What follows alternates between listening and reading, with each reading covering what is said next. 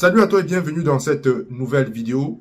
Aujourd'hui, je vais te donner 4 conseils qui vont te permettre de réussir ton intégration financière au Canada. Salut à toi une fois de plus et bienvenue dans cette vidéo. Si c'est la première fois que tu découvres ma chaîne YouTube, je m'appelle Arthur et sur cette chaîne YouTube, je parle d'éducation financière dans le contexte canadien, je parle d'investissement immobilier et je parle également des réalités de la vie au Canada. Si ce sont des thématiques qui t'intéressent, abonne-toi, like la vidéo et partage-les. Comme je l'ai dit en introduction, dans cette vidéo, je me propose de vous donner 4 conseils qui vont vous permettre de bien vous intégrer sur le plan financier au Canada. Ce sont des conseils qui m'ont été donnés par même certains de mes mentors que j'ai rencontrés peut-être 3 ans lorsque je suis arrivé au Canada et qui m'ont permis sur le plan financier, n'est-ce pas, d'avoir certains résultats. Vous pouvez réussir, n'est-ce pas, sur tous les plans de votre vie. Vous pouvez réussir sur le plan académique, vous pouvez réussir sur le plan familial, vous pouvez réussir, bref, dans tous les autres plans. Si sur le plan financier, vos résultats ne sont pas positifs, tout ce que vous avez fait, toutes les autres réussites sur les autres plans seront comme nuls. Donc, lorsque vous arrivez au Canada, il faut mettre un accent particulier sur votre intégration financière dans ce nouveau pays, plein d'opportunités dans ce nouveau pays où le système est différent de nos pays dans lesquels nous venons. Mais avant d'arriver, n'est-ce pas, sur, n'est-ce pas, ces 4 éléments, avant d'arriver sur avant même d'arriver au Canada, avant de commencer à penser intégration financière lorsque vous arrivez au Canada, il y a des choses que vous devez faire en amont dans le pays d'origine avant d'arriver au Canada. Et c'est le premier conseil que je vais vous donner. Le premier conseil, c'est de vous fixer des objectifs clairs et précis lorsque vous êtes dans votre pays et que vous préparez votre projet d'immigration pour venir au Canada. Et c'est là que certaines personnes faussent les bases. C'est là que certaines personnes font des erreurs. Arrivent au Canada, vont à gauche, vont à droite, font tout. Et au final, se retrouvent là après 5-10 ans. Ils n'ont pas réalisé grand-chose parce que la base a été mal fondée. Alors, avant même d'arriver au Canada, lorsque vous êtes en train de faire votre projet d'immigration, vous devez savoir, vous devez connaître votre objectif au Canada. Qu'est-ce que vous venez faire au Canada? Qu'est-ce qui vous amène au Canada? Quel est votre but ultime? Et ces buts-là, vous devez fixer ce but-là sur tous les aspects de votre vie et surtout sur l'aspect financier. Parce que dans cette vidéo, je vais me consacrer uniquement sur l'aspect financier. D'où est-ce que vous voulez vous retrouver dans 5 ans lorsque vous arrivez au Canada? Quel est le montant en termes d'argent que vous voulez avoir accumulé? Ça peut être dans votre compte bancaire, ça peut être en patrimoine, c'est-à-dire vous vous dites, je vais arriver au Canada, dans 5 ans, je vais acquérir un patrimoine, je ne sais pas, de 5 millions, un patrimoine de 2 millions. Ça va dépendre de vous. Est-ce que je compte rester au Canada toute ma vie? Est-ce que je compte retourner au pays après un certain nombre d'années? Ce sont des choses que vous devez savoir en avance lorsque vous décidez d'arriver au Canada. Par exemple, pour ceux qui savent qu'ils veulent venir au Canada, atteindre des objectifs et retourner au pays, c'est dès votre arrivée, dès que vous préparez le départ pour le Canada, que vous devez prendre des décisions qui riment. Je vois souvent certaines personnes ici, j'ai vu des aînés ici, des papas qui ont fait près de 20-25 ans ici, qui ont toujours ce discours-là, je vais rentrer au pays, je vais rentrer au pays. Mais lorsque moi, je regarde leur vie, je regarde la façon dont leur vie est structurée, moi, je sais qu'il sera difficile pour eux de retourner au pays. Je vais vous prendre quelques exemples. Lorsque, par exemple, vous venez au Canada et vous n'avez pas, c'est-à-dire vous dites, je vais rentrer au pays, mais vous ne vous donnez pas un délai. Vous ne vous donnez pas les moyens pour atteindre ces objectifs. Et vous ne prenez pas les décisions en fonction de cet objectif-là. Vous allez vous retrouver ici, faire tout et tout, mais vous n'allez pas rentrer au pays. Et quand je parle de rentrer au pays, l'aspect financier est très important dans le retour au pays. Pourquoi j'insiste sur cet aspect? Parce qu'il y a beaucoup, la plupart des Africains immigrants qui arrivent ici veulent rentrer au pays. Et parce qu'ils n'ont pas pris les bonnes décisions dès là-bas, se retrouvent ici calés. Je prends des exemples comme je l'ai dit tantôt. Lorsque vous arrivez au Canada et que vous pensez rentrer au pays, il y a des décisions que vous ne devez pas prendre. Ok? Je vois par exemple des gens ici, ils ont une seule source de revenus et ils ont une grosse maison avec une hypothèque là-dessus. Il y a les hypothèques, il y a les taxes, il y a les assurances. Vous allez voir ces personnes-là, lorsqu'elles se déplacent, elles sortent du Canada, elles vont aller faire 2-3 semaines maximum. Et souvent, lorsqu'on leur donne des congés et revenir, pourquoi? Parce que ils ont la maison qui les coince là et ils n'ont qu'une seule source de revenus. En plus de ça, il y a aussi les enfants. Lorsque vous êtes déjà marié et que vous avez des enfants ici, à bas âge, qui ont un certain âge, ce sera difficile pour vous de vous déplacer. Parfois, il y a certains parents qui disent, je vais attendre que les enfants soient majeurs pour rentrer. Et lorsque les enfants sont déjà majeurs, les parents ont déjà un certain âge et retourner au pays est difficile. Donc, avant même d'arriver, vous devez prendre les décisions. Et toutes les décisions que vous devez prendre doivent, n'est-ce pas, aller dans ce sens-là. Et l'aspect financier est très important. L'aspect financier est très important. Pourquoi? Tout simplement parce que lorsque vous avez plusieurs sources de revenus, lorsque vous êtes venu avec cet objectif-là, de réussir sur votre plan financier, il sera plus facile pour vous de retourner au pays. Pourquoi? Parce que même si vous partez, vous avez des sources de revenus. Vous pouvez prendre votre famille, vous décidez, vous partez parce qu'il y a de l'argent qui va tomber parce que vous avez pris les bonnes décisions, vous avez pris les bonnes actions. Donc, ça, c'est le premier conseil que je vous donne. Ayez des objectifs clairs et précis lorsque vous arrivez au Canada. Le deuxième conseil que je vais vous donner, c'est de faire une formation ou trouver un emploi. Faire une formation ou trouver un emploi. C'est très important lorsque vous arrivez pour vous intégrer sur le plan financier. Parce que lorsque vous arrivez, vous n'avez pas de repères, vous n'avez pas, je ne sais pas, vous n'avez pas un parent qui va vous, généralement, vous n'avez pas quelqu'un qui va vous envoyer. Donc, vous revenez là, vous devez vous chercher. Et cela passe souvent par un emploi ou pour certains, une formation. Lorsque je parle de formation ici, il ne s'agit pas nécessairement de retourner sur les bancs de l'université. Il ne s'agit pas nécessairement d'aller améliorer vos diplômes. Je sais qu'il y a certaines personnes sur les réseaux sociaux qui ont ce discours-là, qui sont des fervents défendeurs de cette façon de faire et conseillent des gens, conseillent les immigrants, lorsqu'ils arrivent, il faut qu'ils retournent sur les bancs. Moi, mon avis sur cette question-là est mitigé. Moi, je pense que tout le monde ne devrait pas retourner sur les bancs lorsque vous arrivez au Canada. Parce que il y a des personnes qui, au pays, ont des compétences qui leur permettent d'arriver au Canada et de s'intégrer et de travailler et gagner sereinement leur argent. Mais bien évidemment, ça dépend des domaines. Si vous voulez par exemple être médecin au Canada, vous êtes obligé de retourner sur les bancs. Ce sont des métiers réglementés. Si vous voulez être ingénieur, ce sont des métiers réglementés. Il va falloir vous faire une formation. Et quand je parle de formation ici, pour moi personnellement, quelqu'un qui veut s'intégrer rapidement sur le plan financier n'a pas besoin d'aller faire des études de 5 ans, de 10 ans. En 5 ans, vous pouvez vous construire un patrimoine de près de 3 à 4, 5 millions de dollars. Je dis bien, si vous faites bien les choses, vous pouvez le faire. Donc, si vous voulez être médecin, oui, allez à l'université. Si vous voulez être ingénieur, oui, allez à l'université. Mais pour le reste, vous n'êtes pas obligé d'aller à l'université faire des longues études. Vous pouvez faire des formations rapides, des formations qui vont vous permettre d'intégrer le marché de l'emploi très rapidement. Et quand moi je parle des formations ici, il s'agit de cibler des formations où les revenus sont très élevés. Je prends par exemple la formation de plombier. Vous allez faire ça peut-être un DEP, vous allez faire en 18 mois et vous allez sortir, vous allez commencer au minimum, je parle dans les 25, 26, 30 dollars. Et en plus de ça, vous pouvez également trouver de l'emploi. Je répète encore, vous pouvez arriver au Canada si vous avez bien fait votre préparation et que vous êtes dans un environnement où les gens vous encouragent à trouver des emplois bien rémunérés. Moi, c'était mon cas. Parce que lorsque j'étais étudiant, je ne travaillais pas au salaire minimum. Lorsque j'étais étudiant, à l'époque, quand j'étais étudiant, le salaire minimum était à 14. Moi, j'étais déjà à 18 dollars à l'heure. Donc, il y a des emplois comme ça au Canada, au Québec, qui ne requièrent pas que vous ayez des gros diplômes, qui ne requièrent pas que vous ayez des diplômes universitaires, mais qui vont vous donner un revenu supérieur à la moyenne. Je rappelle par exemple qu'au Québec, actuellement, le salaire minimum est entre 15 et 16 dollars. Et je peux vous dire qu'il y a, vous pouvez trouver des travaux, notamment dans le domaine de l'agroalimentaire, dans le domaine de la pharmacie. Vous pouvez trouver de l'emploi où vous allez commencer facilement avec 28 dollars à l'heure.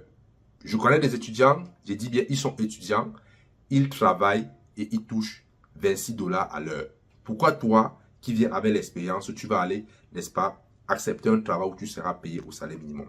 Bien évidemment, vous pouvez, lorsque vous arrivez, vous avez la facture à payer, vous pouvez accepter un travail où le revenu est est moins élevé, mais ne restez pas dans ça longtemps. Soyez toujours en mode recherche jusqu'à ce que vous trouvez un emploi qui va vous donner un salaire suffisant, vous permettant, n'est-ce pas, de joindre les deux bouts à titre personnel, subvenir à vos besoins et, n'est-ce pas, de mettre l'argent de côté pour investir. Et un aspect aussi très important lorsqu'il s'agit, n'est-ce pas, de travail. Votre environnement est également très important. L'environnement que vous fréquentez. Je prends toujours l'exemple sur moi. Lorsque je suis arrivé, je fréquentais des amis qui travaillaient dans des endroits où on payait le salaire minimum, 14 $. Et j'ai suivi ces amis-là. Je me suis rendu compte 2 mois après, 3 mois après que mes objectifs que je m'étais fixés avec ce salaire, avec le statut d'étudiant que j'avais, je ne pouvais pas joindre les deux bouts. Qu'est-ce que j'ai fait? Je me suis simplement retiré de ce groupe d'amis-là. Donc, vous aussi, si vous voulez gagner des revenus, rapprochez-vous des personnes là qui touchent des revenus élevés. Si dans votre environnement, il n'y en a pas, il faut chercher. Okay? Il faut chercher des gens parce que ces personnes-là vont vous montrer comment trouver des emplois où, n'est-ce pas, les salaires sont plus élevés. Je rappelle ici que quelqu'un qui touche 26 $ à l'heure et une autre personne qui touche 30 $ à l'heure, si les deux savent gérer bien leur argent, celui qui touche 30 $ ailleurs aura une capacité d'épargne plus élevée que quelqu'un qui touche 26 $. Je dis bien, dans les mêmes conditions, les deux personnes gèrent bien leur argent. D'accord? Donc, lorsque vous arrivez, cherchez un emploi qui va vous permettre de bien gagner votre vie et vous n'avez pas besoin de faire de longues formations. Parfois, vous n'avez même pas besoin de faire une formation. Vous avez simplement besoin de trouver ce genre d'emploi qui ne demande pas de gros diplômes, mais qui sont très bien payés. J'ai pris l'exemple, par exemple, le domaine de l'agroalimentaire et le domaine de la pharmacie. Et également, il y a le monde de la construction. Un peintre, par exemple, il y a les peintres qui touchent 28 $ à l'heure. Il y a des peintres qui touchent au minimum 25 $. Je ne parle même pas de peintres, je parle, n'est-ce pas, des gens qui aident sur les chantiers. Ils sont à 25 $ à l'heure.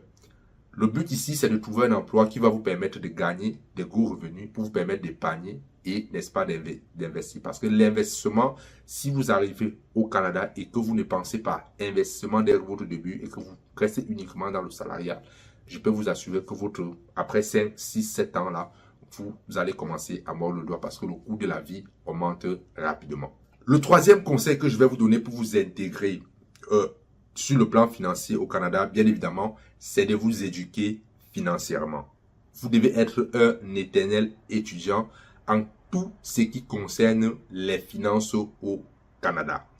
Et pour le faire, c'est très facile. Cherchez des ouvrages qui parlent des finances dans le contexte canadien ou dans le contexte nord-américain. C'est un très bon début. Avec 26-27 $, vous commencez, n'est-ce pas, à vous éduquer sur le plan financier. Le premier livre que j'ai lu au Canada et qui m'a ouvert l'esprit, c'est le fameux Père riche, Père pauvre, qui m'a ouvert l'esprit sur la façon dont les finances fonctionnent en Amérique du Nord, les finances fonctionnent au Canada. Après ça, j'ai lu beaucoup de livres qui m'ont ouvert l'esprit et qui m'ont donné beaucoup d'idées. Donc, vous devez, même si vous faites une formation pour gagner de l'argent, pour gagner votre argent, l'éducation financière doit être votre formation continue. C'est comme ça que je vais l'appeler. Donc, vous devez vous éduquer de façon continue sur le plan financier. Et cela passe par la lecture, cela passe par les formations, cela passe par des conférences, cela passe par des réseautages. Cherchez, n'est-ce pas, des milieux où on parle des finances au Canada. Peu importe votre ville, cherchez ces milieux-là, fréquentez-les, côtoyez des gens qui se font de l'argent, posez-leur des questions et tout ça va constituer votre éducation financière et ça va vous permettre de vous démarquer de la foule. C'est ce que j'ai fait et c'est ce que je continue de faire. Bien évidemment, les premières années, je n'ai pas fait ça. Vraiment à partir de 2022 que j'ai commencé à m'intéresser, à mettre l'accent sur cet aspect. Donc, en vous éduquant financièrement, vous allez comprendre, par exemple, comment l'impôt fonctionne. Vous allez, n'est-ce pas, connaître les différents mécanismes pour économiser l'impôt, connaître les différents mécanismes pour avoir des retours d'impôt, connaître les outils, les leviers qui vont vous permettre de faire fructifier votre argent. Vous allez, n'est-ce pas, par exemple, étudier là. Vous allez, par exemple, comprendre comment la bourse fonctionne, comprendre comment l'immobilier fonctionne, comment les assurances fonctionnent, comment la dette fonctionne, comment les banques fonctionnent, quels sont les leviers sur lesquels vous pouvez vous appuyer à partir de votre salaire pour, n'est-ce pas, avoir accès à plus de financement. Si vous avez des projets au Canada, si vous avez des projets au pays, tout ça passe par l'éducation financière. D'ailleurs, en parlant d'éducation financière, il y a 5 niveaux d'intelligence financière que vous devez développer lorsque vous vivez au Canada. Je dis, il y a 5 niveaux d'intelligence financière que vous devez développer dans toute cette éducation financière. Il y a le premier niveau d'intelligence financière qui vous devez développer, qui consiste à gagner de l'argent. Je l'ai déjà dit, cela passe par une formation qui va vous permettre d'avoir accès au monde de l'emploi. Et quand je parle d'accès, ce n'est pas avoir accès, travailler au salaire minimum. Non, ne faites pas ça, ne vous sous-estimez pas, vous valez plus que ça. Donc, le premier niveau d'intelligence financière que vous développez, c'est, n'est-ce pas, de gagner de l'argent. Ok, vous pouvez gagner de l'argent en tant que salarié, vous pouvez gagner de l'argent en tant qu'entrepreneur, vous pouvez lancer votre entreprise une fois que vous êtes au Canada. Si vous êtes venu comme résident, même si vous êtes étudiant, vous pouvez lancer votre business. Le but, c'est de gagner rapidement de l'argent et gagner des sommes importantes. Deuxième niveau d'intelligence financière que vous devez développer, c'est de protéger cet argent. Une fois cet argent gagné, vous devez le protéger. L'un des moyens de protéger, par exemple, c'est de comprendre comment l'impôt fonctionne. Parce que l'impôt, c'est le premier prédateur financier. Lorsque vous êtes salarié, par exemple, et que vous touchez $1, au Canada, l'État prélève au minimum 30% sur ce dollar que vous avez gagné. Or, si vous ne connaissez pas les mécanismes pour réduire cet impôt ou alors l'atténuer, vous allez travailler pour payer les autres et vous allez rester avec les miettes à la fin. Donc ça, c'est le deuxième niveau d'intelligence financière que vous devez développer. Protéger l'argent que vous gagnez. Troisième niveau d'intelligence financière que vous devez développer une fois que vous êtes au Canada, sera de gérer votre argent. Vous pouvez gagner des sommes énormes d'argent, mais si à la fin de la journée, vous ne parvenez pas à économiser quelque chose, cela veut dire que vous ne savez pas gérer votre argent. Vous devez avoir un budget, vous devez savoir que tel mois, je gagne tel montant, je dépense tel montant, je mets tel montant à côté. Quatrième niveau, n'est-ce pas, d'intelligence financière que vous devez développer, c'est de fructifier votre argent. De fructifier. Fructifier l'argent passe par l'investissement, passe par les placements. En vous éduquant financièrement, vous allez par exemple comprendre que vous pouvez investir en immobilier, vous pouvez par exemple investir à la bourse, vous pouvez rencontrer des conseillers financiers qui vont vous donner les placements boursiers sur lesquels vous pouvez payer et faire fructifier votre argent si par exemple vous ne voulez pas vous lancer en immobilier. Et le dernier niveau d'intelligence financière, comme je l'ai dit, non, c'est faire fructifier son argent qui est le dernier niveau d'intelligence financière que vous devez développer une fois que vous arrivez au Canada. Et le quatrième et le dernier conseil que je vais vous donner pour réussir votre intégration financière au Canada consiste simplement à vous reconditionner. Je répète encore, à vous reconditionner. Qu'est-ce que j'appelle reconditionner? Reconditionner, pour ma part, signifie simplement d'essayer de mettre de côté toutes les... Le reconditionnement signifie quoi? D'essayer d'abandonner toutes ces idées perçues que nous avons eues au sujet de l'argent dans nos pays d'origine, de nos parents, de notre environnement, de nos familles. Pour la petite histoire, quand je suis arrivé ici et que j'ai terminé mes études, ma mère, même jusqu'à date d'aujourd'hui, attend toujours, par exemple, que je décroche un bon emploi dans une grande entreprise avec un bon contrat, avec un bon revenu. Elle attend toujours, mais elle n'a pas compris qu'aujourd'hui, nous ne vivons plus à cette époque-là où il était recommandé d'aller à l'école, d'avoir des diplômes, trouver un emploi bien payé et, n'est-ce pas, de rester croiser les bras et que l'employeur assure ta retraite. Aujourd'hui, les choses ne se passent plus comme ça. Si par exemple, vous ne pensez pas que vous ne pouvez gagner 30, 40, 50 $ à l'heure, si dans votre tête, vous pensez qu'il est impossible pour vous de faire 5 000, 10 000 $ de revenus par mois au Canada, cela sera difficile pour vous de réussir sur le plan financier au Canada. Ce sont des croyances que vous devez abandonner et reconditionner votre esprit, n'est-ce pas, en vous disant, je suis capable, n'est-ce pas, de gagner 3 à 4 fois le salaire que mon employeur actuel me donne. J'ai dit 3 à 4 fois. Si aujourd'hui vous touchez 3 000 $, sachez que vous êtes capable. Et vous devez mettre ça dans votre tête que vous êtes capable de gagner 5 10 000 $ par mois au Canada. Bien évidemment, il ne suffit pas de se reconditionner. Il va aussi falloir se donner les moyens de les atteindre. Et l'une des façons de se donner les moyens de les atteindre, je le dis toujours, c'est de fréquenter des personnes qui gagnent ce genre de revenus. Il sera facile pour vous, n'est-ce pas, de gagner ce genre de revenus. Donc, vous devez abandonner ce genre de conseils qu'on a reçus dans nos familles, dans l'environnement et même dans le système scolaire canadien. Lorsque vous fréquentez, on va toujours vous encourager d'avoir les diplômes, de trouver un emploi, n'est-ce pas, de travailler, d'épargner, d'investir dans des fonds communs de placement où les rendements sont presque nuls. Ça, ce sont les conditions. Ça, ce sont les choses que vous devez enlever de votre tête et vous reconditionner d'une nouvelle façon. Cette idée-là, perçue comme quoi il fallait aller à l'école, avoir des diplômes, trouver un emploi et que l'employeur allait s'occuper de votre retraite, ça c'est une idée qui date de l'ère industrielle. Pour ceux qui ont vécu en Occident, on appelle ça l'ère industrielle. Mais pour nous qui venons d'Afrique, cela correspond aux périodes post-coloniales. À la période post-coloniale, on avait besoin des cadres qui devaient, n'est-ce pas, remplacer les colons. Ce qui fait que les populations africaines n'étaient pas nombreuses, ce qui fait que lorsque vous terminez l'école, il était facile pour vous de travailler à la fonction publique. Vous allez voir certains Africains, lorsqu'ils arrivent ici, leur rêve, c'est de travailler à la fonction publique. Ce sont des idées perçues qu'on a reçues en Afrique avant de venir. Maintenant, vous devez savoir aussi, en Occident, il y a l'équivalent de ça. C'est cette mentalité-là qui prévalait à l'ère industrielle. C'est-à-dire, à l'ère industrielle, il était facile pour quelqu'un d'avoir un diplôme d'études secondaires et de finir son diplôme d'études secondaires, trouver un emploi dans une compagnie de construction, dans une compagnie automobile, travailler là toute sa vie. Et à sa retraite, l'entreprise lui versait un chèque de paye, un salaire jusqu'à sa mort. Mais aujourd'hui, en Amérique du Nord et au Canada, ce système-là est quasiment désuet.